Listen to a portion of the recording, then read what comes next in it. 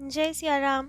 तो कल तक हमने अपने प्यारे कथा रसिक श्री सीताराम जी को श्रवण कराया कि किस तरह मणिका देवी और उनके धर्म पुत्र रोनाल्डो निक्सन ने संन्यास दीक्षा ग्रहण कर ली, जिसके बाद उनका नाम हुआ माँ यशोदा और कृष्ण प्रेम। तो अब दोनों माँ पुत्र खूब आनंद से भजन करते, लेकिन इन्हीं सबके बीच चक्रवर्ती महाशय का स्वर्गवास हो गया और अब यशोदा माँ के जीवन में एक नया अध्याय का श्री गणेश हुआ। उन्होंने अपने धर्म पुत्र कृष्ण प्रेम और अपनी पुत्री मति रानी को लेकर हिमालय की गोद में प्रवेश किया।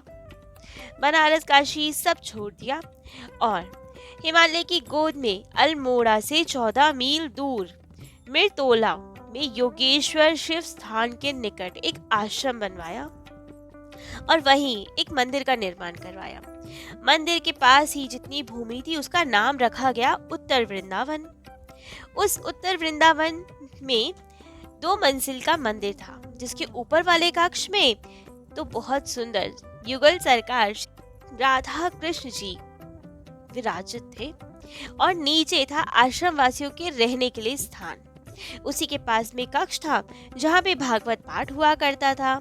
एक कक्ष था अतिथियों के लिए और एक यशोदा माँ के स्थानीय बालक बालिकाओं को पढ़ाने के लिए स्थान था। आश्रम के एक धर्मशाला बनवाई गई, जिससे कि जो साधु संत कैलाश योगेश्वर जाते तो वहां उनके विश्राम का पूरी व्यवस्था की जाती। आश्रम के चारों ओर ठाकुर सेवा के लिए बहुत सुंदर फूलों का बगीचा बनाया गया। खेती के लिए भूमि बनाई गई, जिससे आश्रम की व्यवस्था ठाकुर सेवा बहुत अच्छे से चल सके। और आश्रम के कुछ ऊपर पहाड़ पर स्थानीय लोगों की चिकित्सा के लिए एक चिकित्सालय बनाया गया। तो अब सब यहाँ इस उत्तर वृंदावन में खूब आनंद से रहते, ठाकुर सेवा करते, भजन करते, साधु संतों की सेवा करते, स्थानीय लोगों की चिकित्सा करते तो और उनकी पढ़ाई आदि करवाते। तो सब जगह खूब आनंद था, खूब आनंद से भजन हो रहा था। अद्भुत वातावरण था उस उत्तर वृंदावन का। श्री कृष्ण प्रेम जी के कैम्ब्रिज के एक साथी थे, डॉक्टर अलेक्जेंडर। उन्होंने भी डॉक्टरी में ऊंची डिग्री हासिल की थी। लखनऊ में बड़े हॉस्पिटल में काम करते थे वे, लेकिन कुछ दिनों बाद उनका भी मन वहां से हट गया और वे भी यहाँ उत्तर वृंदावन में आ गए और उनसे मंत्र दीक्षा लेकर संन्यास लेकर आश्रम में ही रहने लगे। उनका नाम हुआ हरिदास जी। माधव आशीष नाम के एक और अंग्रेजी सन्यासी थे, जिन्होंने कृष्ण प्रेम जी से संन्यास दीक्षा ली। वे भी आश्रम में रहने लगे, ठाकुर सेवा में हाथ बटाने लगे। वे थे द्वितीय विश्व युद्ध के समय बंगाल के हवाई अड्डे के ग्राउंड इंजीनियर। वे उनके साथ अपनी पहली भेंट में ही श्री गुरु सेवा कृष्ण सेवा के प्रति आकर्षित हो गए थे और विवश होकर रो रो कर ठाकुर प्रेम में भीग गए थे और इसीलिए सब छोड़ छाड़ कर उत्तर वृंदावन में आकर श्री कृष्ण प्रेम जी से दीक्षा लेकर यहीं ठाकुर सेवा करने लगे थे। ये सभी लोग उत्तर वृंदावन के परिवेश में ऐसे आनंदित रहते थे, यशोदा माँ के सानिध्य में रहकर अद्भुत रूप से भजन करते थे। यशोदा माँ तो मानो सबके प्राण स्वरूपा ही थी। यशोदा माँ की दिव्य स्वरूप झलक एक अद्भुत प्रसंग से मिलती है, जो घटा था 1943 में अप्रैल में। संध्या का समय था। उस वक्त आश्रम में एक विश्वविख्यात गायक, लेखक, कवि, भक्त श्री दिलीप कुमार राय आए हुए थे और आश्रम में ठहरे हुए थे। उस समय यशोदा माँ का स्वास्थ्य बहुत खराब था। मंदिर के बगल वाले ही कमरे में शैया पे लेटी हुई थी। इतना स्वास्थ्य खराब था कि आवश्यकता होने पर बड़ी कष्ट से किसी के सहारे उठ पाती थी, 2 कदम चल पाती थी। तो श्री दिलीप राय जी बस उनके दर्शन करके संध्या आरती के पश्चात सबके साथ मंदिर के जगमोहन में बैठे हुए थे कीर्तन करने के लिए। मती रानी जी भी वहीं दहलीज पे बैठी हुई थी। कृष्ण प्रेम जी भी उनके पास में ही बैठे थे और उनके शिष्य एक अलेख, वो भी उनके दाहिनी ओर बैठे हुए थे। तभी श्री कृष्ण प्रेम जी ने कहा कि दिलीप जी कुछ सुनाइए वृंदावन की लीला, जो कि उनका एक बहुत लोकप्रिय गीत हो चुका था, ग्रामोफोन पे खूब बजता था, खूब लोकप्रियता हासिल की थी। तो श्री कृष्ण प्रेम जी ने कहा वही सुनाइए आज। दिलीप जी ने वैसे वो गीत कई बार सुनाया होगा, कितनी ही जलसों में सुनाया था, लेकिन उस दिन ऐसा कुछ हुआ कि वे भाव विभोर हो गए उसे गाकर, जबकि स्वयं कई बार गा चुके थे। लेकिन वहां का वातावरण परिवेश ऐसा कि आज स्वयं गाकर भाव विभोर हो गए, अश्रुपात होने लगे उनके। जब गाना समाप्त किया तो देखा सबके अश्रुपात हो रहे हैं। सब लोग शांत स्तब्ध बैठे हुए हैं। कृष्ण प्रेम जी के नेत्र सचल है, मती रानी जी अपने आंसू पोंछ रही हैं। और तभी अलेख ने बोला, कृष्ण प्रेम जानते हो, माता यशोदा अभी अभी बरामदे में खड़ी हुई थी और दिलीप राय जी का गाया हुआ गीत सुन रही।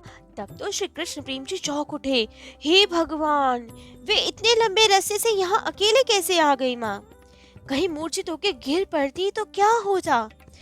तब तो मती रानी और सब बहुत डर गए कि बरामदे में तो इतनी ठंड है, माँ अकेले यहाँ कैसे आ गई?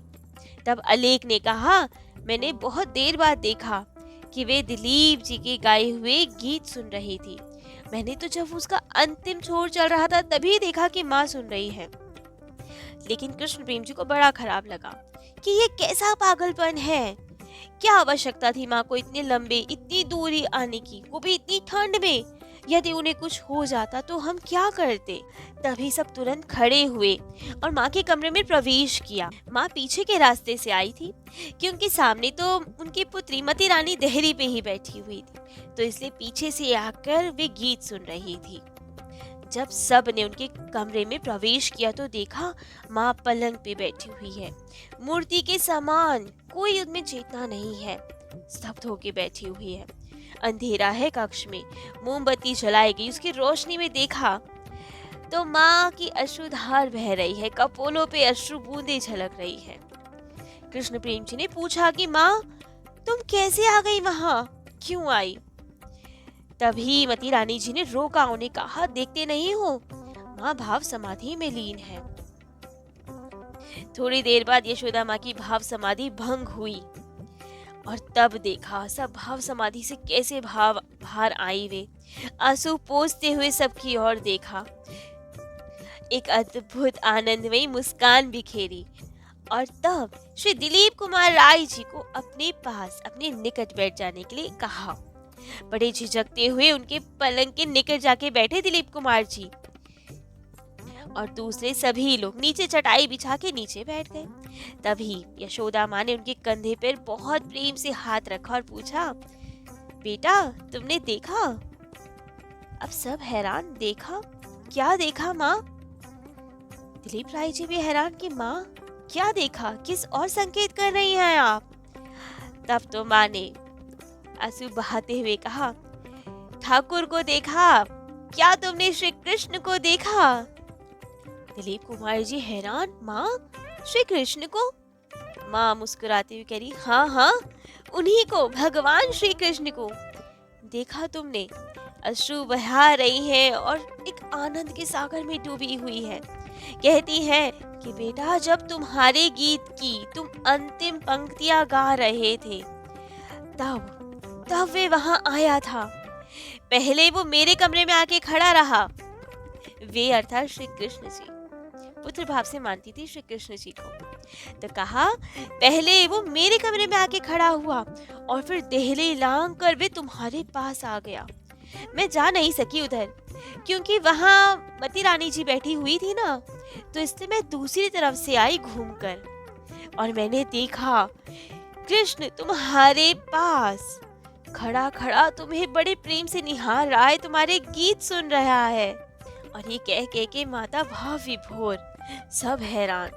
और यशोदा माँ आगे कह रही है, हाँ बहुत प्रेम से तुम्हें देख रहा था, अक्सर देखती हूँ मैं उसे, जैसे मैं उसे प्रेम से देखती हूँ, आज वैसे ही वो तुम्हें प्रेम से देख रहा था। तुमने नहीं देखा उसे? तब दिलीप कुमार जी ने कहा, नहीं माँ, लेकिन मैंने कुछ अनुभव किया। लेकिन यशोदा माँ अलग भावावेश में थी। दिलीप कुमार जी ने कहा कि मैंने अनुभव किया, लेकिन माँ ने शायद वो सुना ही नहीं। वे आगे अपनी ही बात बताने लगी। कहती है कि तुमने क्या देखा? सचमुच वो तुम्हारी बगल में खड़ा हुआ था, तुम्हें प्यार से अपलक नेत्रों से देख रहा था। और कहती है कि मैंने ठाकुर से कहा कि ठाकुर इसको भी वो चक्षु दो जिससे ये तुम्हें भी देख सके।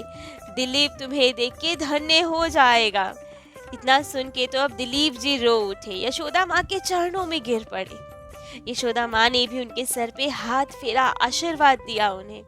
और फिर कुछ देर बाद शांत होकर दिलीप जी ने साहस बटोरते हुए कहा, माँ तुम तो श्री कृष्ण जी को हर समय देखती होंगी ना? तब तो माँ ने कहा, हाँ हर समय देखती हूँ, लेकिन प्रत्यक्ष नहीं, अपने हृदय में देखती हूँ। दिलीप जी ने पूछा, क्यों माँ, प्रत्यक्ष क्यों नहीं? तब तो यशोदा माँ ने कहा यही प्रश्न एक दिन मैंने श्री कृष्ण से पूछा था कि तुम मुझे हृदय में ही क्यों दिखते हो, प्रत्यक्ष क्यों नहीं दिखते? तब तो श्री कृष्ण जी ने कहा कि यदि मैं तुम्हें बार बार प्रत्यक्ष तुम्हारे समक्ष होकर दर्शन दूंगा तो तुम्हारा शरीर इतना सहन नहीं कर पाएगा, ज्यादा समय तक रह नहीं सकेगा शरीर। और उस समय तो यशोदा माँ ऐसी विह्वल हुई, ऐसी करुणा फूटी उनकी कि मानो अपने सब गोपनीय अनुभव आज उजागर करने को तैयार थी। ऐसे भावाविष्ट थी कि जितनी लीलाएं उनके साथ हुई आज सब बताने को उत्सुक थी, बता रही थी आज। माँ ने बताया कि केवल श्री कृष्ण जी क्यों, मुझे तो कई देवी देवताओं के दर्शन हुए हैं। माँ ने कहा, क्या तुमने कभी गणेश जी के दर्शन किए हैं? दिलीप जी मुस्कुराए और कहा, माँ मैं तो उन्हें काल्पनिक देवता मानता हूँ, मैं तो नहीं मानता कि वे सच में कोई भगवान है। माँ हंसती और बोली, अच्छा गणेश जी की सूंड है इसलिए तुम उन्हें काल्पनिक मानते हो? कि ऐसा कोई कैसे हो सकता है कि मनुष्य का शरीर और मुख हाथी का, इसलिए तुम काल्पनिक मानते हो? दिलीप जी ने स्वीकृति दी। तब तो माँ ने एक अनुभव बताया अपना, कहा कि वो काल्पनिक नहीं है, मैंने स्वयं उनकी सूंड का स्पर्श किया है, अनुभव किया है। एक रात्रि में जब यशोदा माँ सो रही थी तब उन्हें लगा उनकी गर्दन पे कोई गुदगुदी कर रहा है। चौंक कर आँख खोल के देखा तो बड़े छोटे से प्यारे से गणेश जी सामने और अपनी सुंदर सी सूंड से माँ को गुदगुदी कर रहे हैं। यशोदा माँ बताती है कि दिलीप मैं क्या बोलूं, क्या अद्भुत सौंदर्य है गणेश जी का जिसकी तुम कल्पना भी नहीं कर सकते। स्वर्णिम जैसे अंग हैं, उनके अद्भुत प्रकाश निकलता है गणेश जी के अंग से। तब दिलीप जी को जाके विश्वास हुआ माँ की बातों पर, पता चला कि गणेश जी कोई काल्पनिक देवता नहीं है, सच में है। लेकिन क्योंकि आज माँ भावावेश में होकर अपने अनुभव बता रही थी तो सब उत्सुक थे कि और लीला जाने की माँ के साथ क्या क्या लीला हुई। तभी उन्होंने पूछा, अच्छा माँ एक बार स्वामी शरणानंद जी ने कहा था कि राम कृष्ण परमहंस जी के रामलला जी अष्टधातु की मूर्ति नहीं है, केवल सजीव हैं, उनके साथ खेला करते हैं वे। और ऐसे ही उनकी शिष्या गोपालेर माँ, उनके भी बाल गोपाल सजीव होते हैं, उनको वे प्रत्यक्ष में निलाया धुलाया खिलाया पिलाया करती है। फिर दिलीप जी हंसे और कहा, इतना ही नहीं माँ, मैंने तो ये भी सुना है कि उनके ठाकुर जी उनसे तो कई बार शिकायत भी लगाते हैं।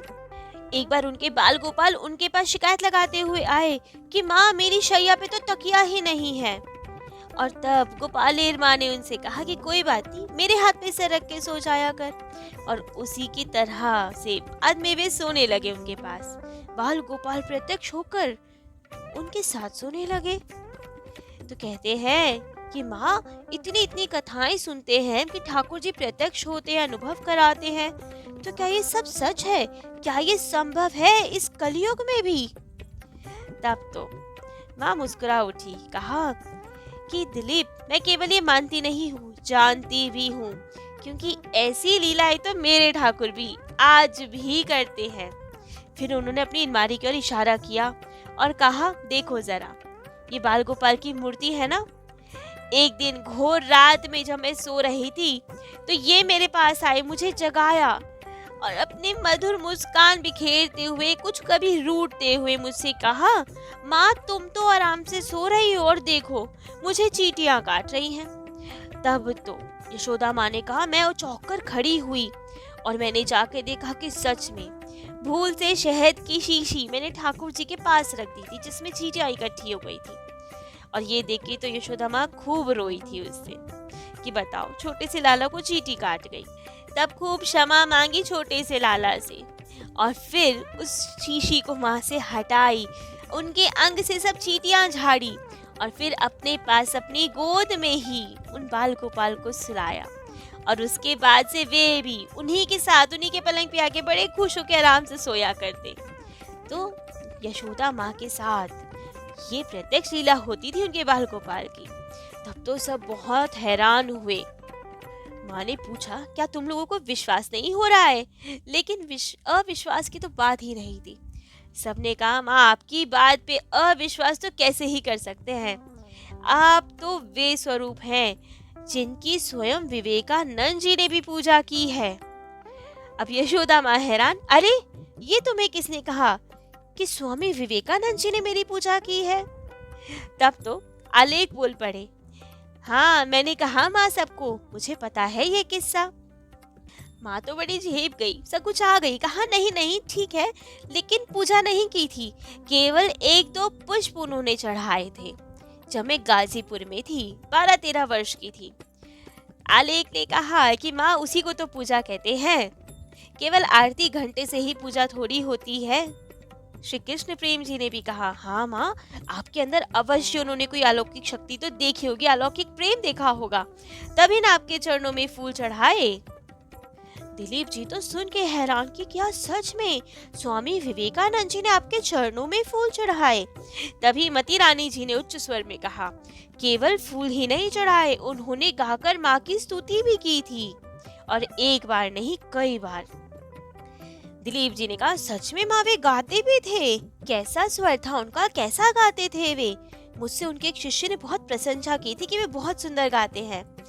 तब तो माँ यशोदा भाव विभोर हो गई, कहा वे अद्भुत गाते थे। और फिर माँ ने कहा कि मैं तो कृष्ण प्रेम से कहती हूँ, मैंने अपने जीवन में केवल 2 ही इतने सुंदर गायक देखे, एक तो स्वामी जी और दूसरे। तब तो दिलीप जी की ओर देखने लगी। वे समझ गए कि हमारी प्रशंसा करना चाहती है, तो तुरंत सकुच आ गए। कहा, नहीं नहीं माँ कोई और किस्सा बताइए। तुरंत बात पलट दी, अपनी प्रशंसा नहीं सुनना चाहते थे। तो ऐसी ही खूब वार्तालाप हो रही है माँ से आज। उनके अनुभव को बार बार पूछा जा रहा है, क्योंकि आज माँ अति प्रसन्न है दिलीप जी के गीत से, कृष्ण जी के दर्शन करने से।